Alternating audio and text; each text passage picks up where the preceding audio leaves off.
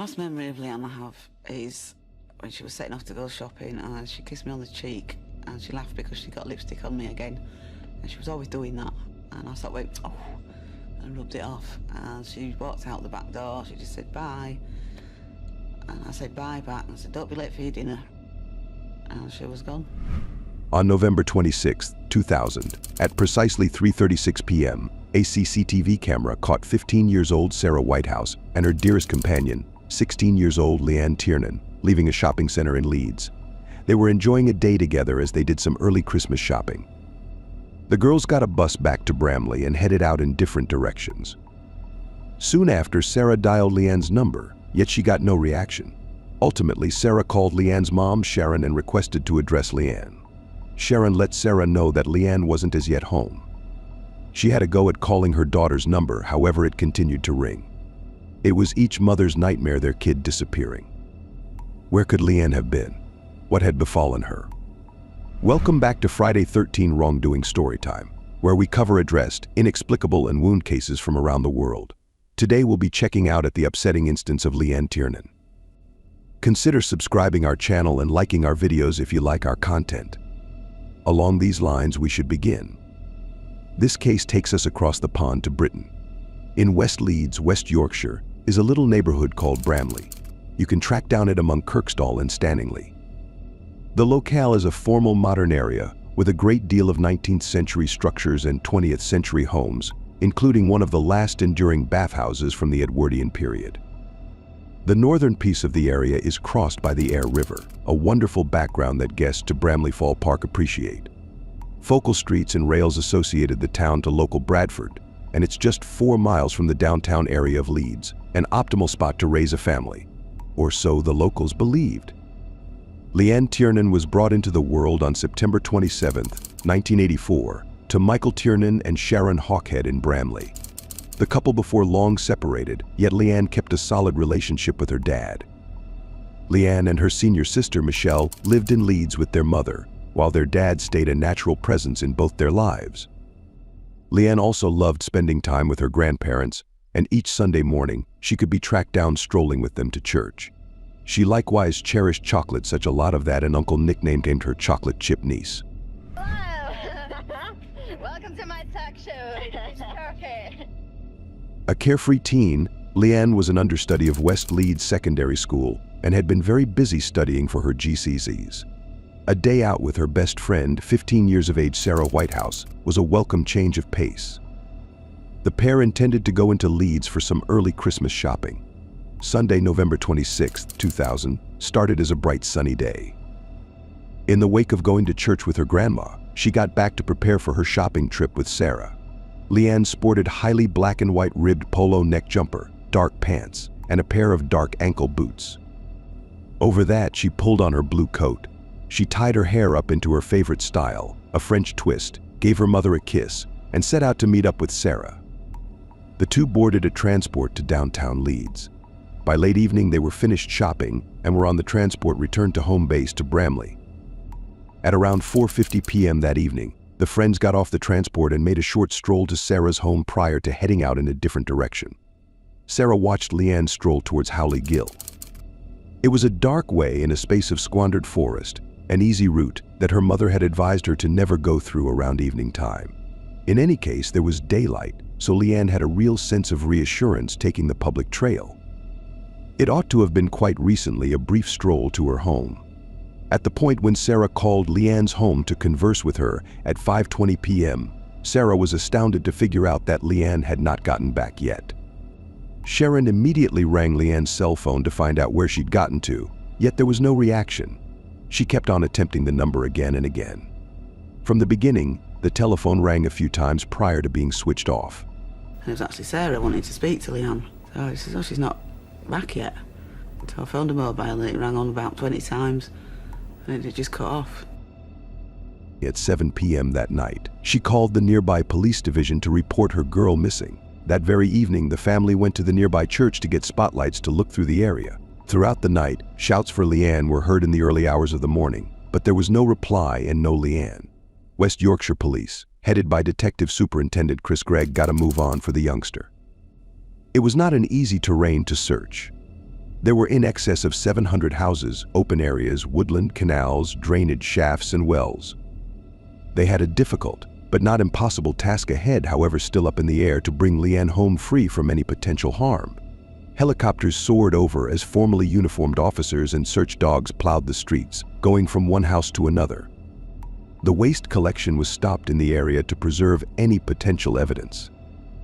After 7 days, there was still no indication of Leanne.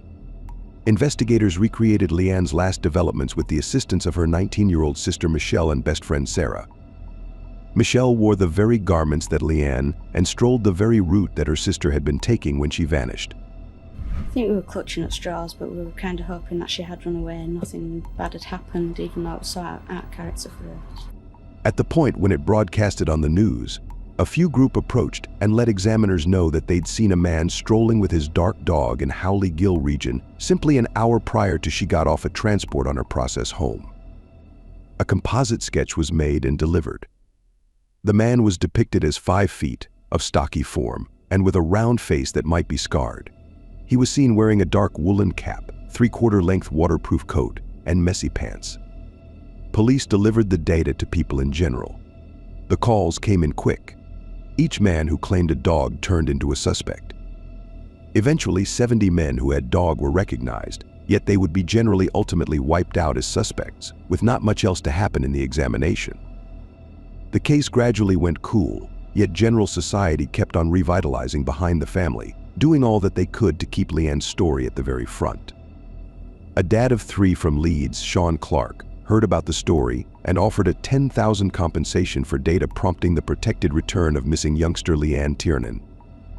Iceland Food Varieties, a grocery store, printed Leanne's image and subtleties on milk cartons sold at its stores cross-country. Printed flyers and boards showed up across the town, with an image of Leanne in her uniform with the words, "Have you seen me?" The police got a few tips and potential sightings of her in towns as distant as Doncaster and Blackpool. Yet all tips and revealed sightings drove them no nearer to her discovery. Leanne's folks kept on showing up on the news as they made frantic, weepy supplications to people in general, asking for any help that could end up being useful to them track down Leanne. It was an exceptionally troubling Christmas in the homes of everybody that knew and cherished her. Her dad put presents under the Christmas tree for his missing girl. A Westlife disc Michelle had purchased for Leanne stayed unopened. Months went by in the pursuit. There were times when we were feeling pretty much down that she may have been taken and killed, but we really couldn't let ourselves or allow ourselves to believe that. Every day when you don't know, you wake up and wonder, is she going to be coming home today? Eventually, multiple thousand houses, sheds, and storehouses were looked through in Leanne's neighborhood and along the route they believe she took on her way home from the shopping trip. We had to calculate what we would have expected the route to be that she walked, and we call that the red route. The houses along that red route were searched, some 1,200 houses. Police gathered DNA tests from more than 140 men nearby and executed court orders at different areas all through the city of Leeds. However, they were no nearer to learning the young girl's whereabouts. Her loved ones stayed confident about her protected return. In any case, on August 20th, 2001, 9 months after Leanne had disappeared, a horrible find in the forest finished all possibilities bringing the teen home alive. Telephone call from the police to say that they'd found her body in North Yorkshire. On August 20th, 2001, as Leanne's cohorts went to class to get their GCSE results, Mark Bisson was out strolling his 2 canines in Lindley Woods, a thickly lush region right inside the North Yorkshire district line, where he coincidentally found what resembled a garbage heap. It ended up being a botanical duvet. He released the twine that kept the duvet intact and found what resembled the outline of a body enclosed by trash containers. I saw a sock and I realised then that we'd actually found a body. Police showed up and fully removed the duvet and 9 heavy-duty green trash containers to uncover a completely dressed body. I got the call in the afternoon, and I was told that a girl's body had been found at Lindley Woods. My immediate thoughts were, is this Leanne? Its hands had been held to the back with 3 yellow cable ties. The leather dog collar secured tightly round the neck was loosened. Furthermore, investigators pulled away the black trash container over the head to find the decomposing face of a young woman. At the time when they first found out, they couldn't really tell us exactly how she died, but they said that it looked like strangulation. This was not first time the body had been found in that location. Back in 1992, the body of Yvonne Fitt had been found in a similar location. Her killer had never been caught. The detectives trusted this case wouldn't end out the same way. Utilizing fingerprints, they had the option to recognize the body as that of the missing teen, Leanne Tiernan. An examination would uncover that she'd been choked to death with a plastic cable tie. The missing person search had just escalated to murder. Investigators were sure that the killer was nearby. For one's purposes, Leanne's body was tracked down around 16 miles from where she was most recently seen. Additionally, the yellow cable ties that were utilized to tie her hands had come from the English postal framework and were utilized by the Royal Mail or Parcel Force. At long last, the green garbage bags that Leanne had been enclosed by came from Morrison's, a notable supermarket chain, 2 of which were in that area. DNA tests were gathered from relatives, friends, and known sex offenders from the area as they trusted that they could track down a match. They also conducted a fingertip search in the thick forest region, where Leanne's body had been buried, and extended this to cover an area of north of 20,000 square meters. On September 28th, the day after what ought to have been Leanne's 17th birthday celebration, she was buried. Sanford Methodist Church in Bramley, Leeds, the congregation where Leanne had been baptized as a newborn, was filled with many grievers. A large number of them poured out into the streets. To praise her life and energetic soul, they all wore vibrant colors. Leanne's mom's sister and closest friend were joined by friends to convey the white coffin into the modest church. A floral tribute bearing the words, "Sweet Dreams, Child," was taken into the support of the tune November Downpour by the American musical crew Weapons and Roses. The assembly sang every one of the teens' most loved hymns, including "Give Me Oil in My Light" and "Ye Will Go Out with Happiness." Sort of imagine her, how she used to look when she was curled up in bed. She was always cold, I always had to go in and rub her back. And she went to bed to warm her up a bit. Just sort of, I don't know, just someone that keeps you a little bit closer to her. She was lovely. My little baby. In the group was Detective Chris. He drove the quest for a young lady and would have liked to rejoin her to the family. As he watched the casket taken to the close-by-Peak burial ground where she would be laid to rest, his purpose to find who had killed her and deal with them developed further than any time in recent memory. Investigators were as yet puzzled about where Leanne's body had been found. It was a region that had been looked thoroughly. Her body likewise didn't give the indications of a multi-month decay. Her hair was as yet pulled in a similar braid with a similar barrette and clasps as when she'd disappeared. Subsequent to directing a test on examples of her heart tissue, the clinical inspector presumed that she'd been killed on the day she was hijacked and her body had been saved in chilly capacity for a really long time. Half a month prior to she was found at the dump, the killer had endeavored to discard her body by leaving her in a typical dump region, covered in the duvet. The killer probably trusted that her body would be taken to the landfill. He was wrong. The best part was that he'd stowed away the body so well that a lot of forensic data and DNA had been held. Investigators expected a quick break that would empower them to track down the killer. Their expectation was run when results returned that no DNA had been tracked down on her body. They chose to explore the things that were found on Leanne. Agents tracked down dog hair on Leanne's garments. They figured they could get a DNA profile created for the pet and find a killer. The hairs were sent to a university in Texas that had fostered a DNA profiling method for pedigreed pets. The university was simply ready to foster a fractional profile for a dog's DNA. This was whenever a dog's DNA first profile was gotten in an English case, yet with no canine to run it against. The outcome was racked. The knitted scarf found around Leanne's neck was promising. It contained strands of human hair in the bunch. These were submitted for DNA testing. Furthermore, they figured out how to make a DNA profile from the DNA inside the hair shaft. Then, specialists went to the dog collar that had been utilized to fold the dark receptacle liner over her neck. It was made by a Nottingham organization called Armitage Leather Products.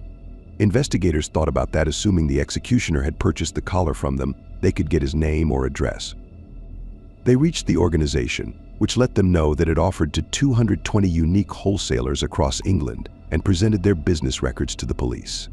Investigators started the overwhelming undertaking of reaching every one of them, inquiring as to whether they had recorded any deals to the Leeds area of West Yorkshire. They hit the jackpot at the 112th call. The organization was classified Pet Pajamas. They were a Liverpool-based organization, and it sold 3 of the Armitage leather dog collars in Leeds. The details of the 3 clients were shipped off examiners, and they started to investigate their backgrounds. One of them immediately came up as a suspect. His name was John Taylor, and he resided in Bramley, only a few minutes from where Leanne had last been seen. Saw that from Bramley area in Leeds, some 3/4 of a mile away from where Leanne disappeared, was the name John Taylor. This was not first time when his name come up in the investigation. At the point when Leanne's body had been found, witnesses had referenced him as somebody that was many times in the forest with his dog. When they were to talk with him, he had said that his dog had kicked the bucket well before Leanne's homicide. Had Taylor killed the pet to annihilate proof? Who was John Taylor? Can you tell me how often you visited Offley Gill? I won't have been down there for years. Okay. It's not somewhere I used to go, certainly not toward the dog affair. Outwardly, Taylor appeared to be a typical person. He was a 45 years of age man who filled in as a package conveyance driver for Bundle Power, a division of the Royal Mail. His only conviction was for stealing a suit when he was 15. He'd been married, and the union produced 2 children. A son brought into the world in 1981, and a daughter brought into the world in 1983. The 2 divorced in 1996. Taylor resided what resembled a tranquil life alone in a terraced home in Cockshot Drive, Bramley, Leeds.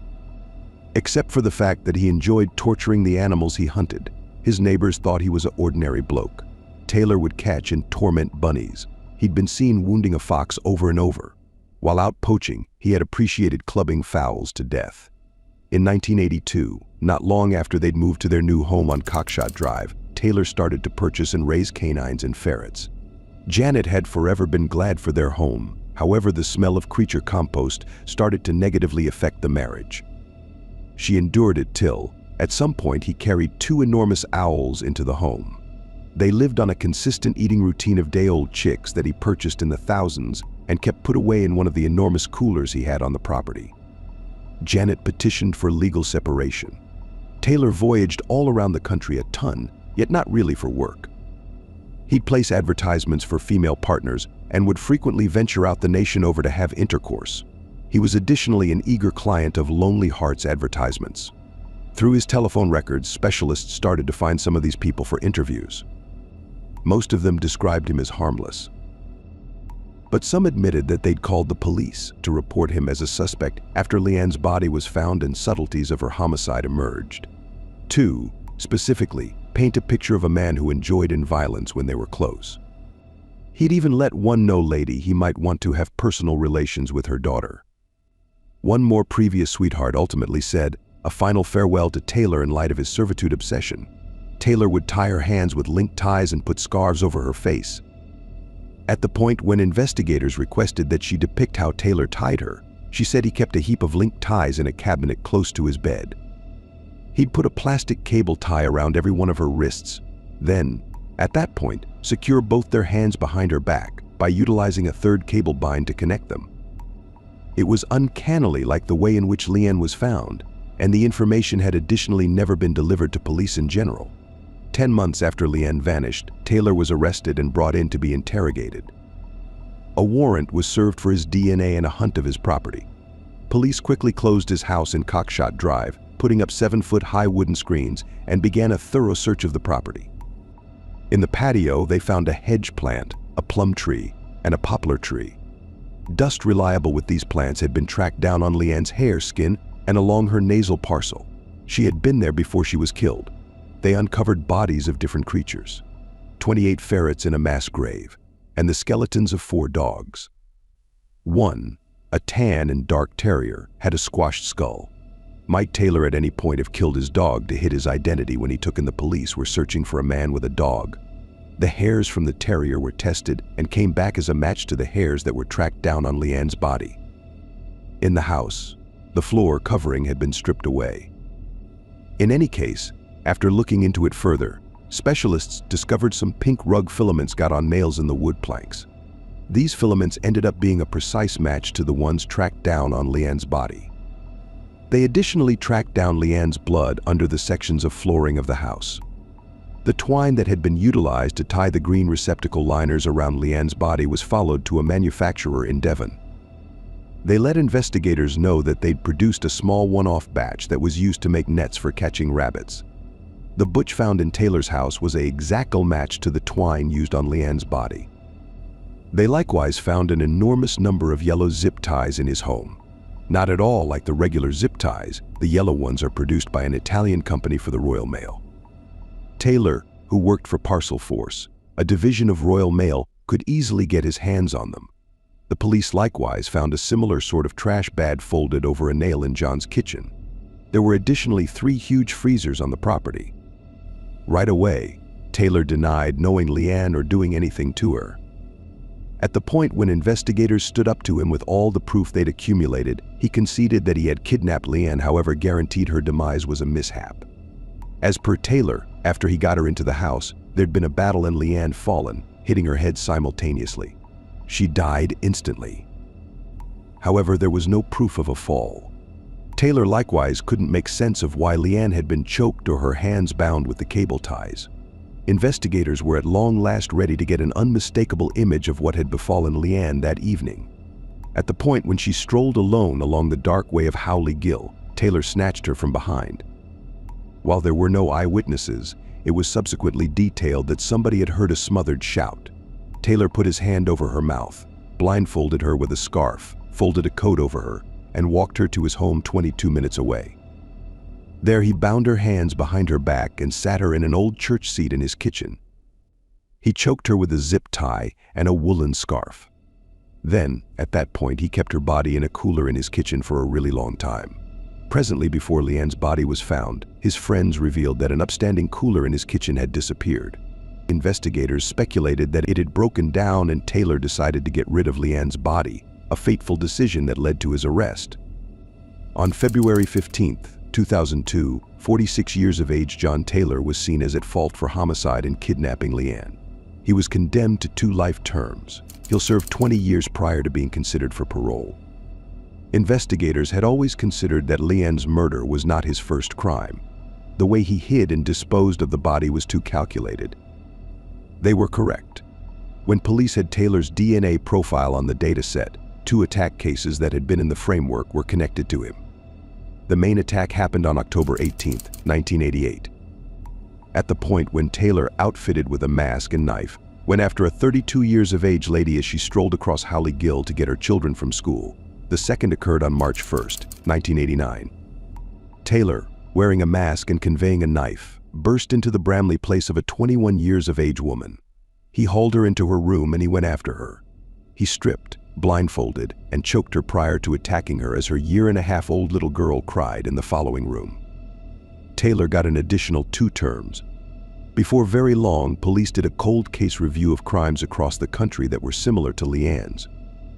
In 2018, the extent of Taylor's depraved offending came known when he owned up to 1 more series of abominable crimes on 5 ladies somewhere in the range of 1977 and 1996. In another occurrence, he held a blade to the throat of a pregnant lady and constrained her to perform an act on him. Taylor confessed to these assaults and got an entire life sentence. John Taylor won't see the beyond his jail walls until the end of his life. He's carrying out a punishment at the maximum security Wakefield prison, otherwise called Monster Mansion, home to numerous scandalous criminals have perpetrated horrific crimes. It's not very nice sitting there knowing that somebody's actually done this to your child. I do feel a kind of connection with families that are actually in the position that I was in before they actually caught John Taylor. The fact that I actually know who killed Leanne didn't make things any easier for me. But then again, I suppose if I didn't know, I would be wanting to know. Taylor has been named a suspect in almost 10 returned cold case murder investigations. The homicide of 33 years of age Yvonne Fitt, who was tracked down in a shallow grave only 100 yards from where Leanne's body was dumped in 1992. 13 years of age Lindsay Reimer, who disappeared in the wake of venturing out from home to run an errand. She resided under 20 miles from Taylor's home in Bramley. Her body was found 5 months after in a canal. Deborah Woods, who was found ablaze at a Leeds rail route station. She was found enveloped bin bags and bedding in the wake of being kept in chilly capacity.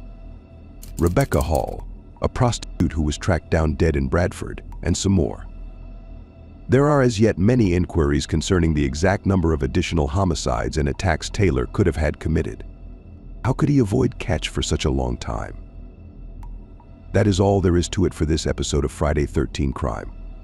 Remember to like and subscribe our channel for additional interesting and intriguing stories. We'll see you in the following episode. Stay safe.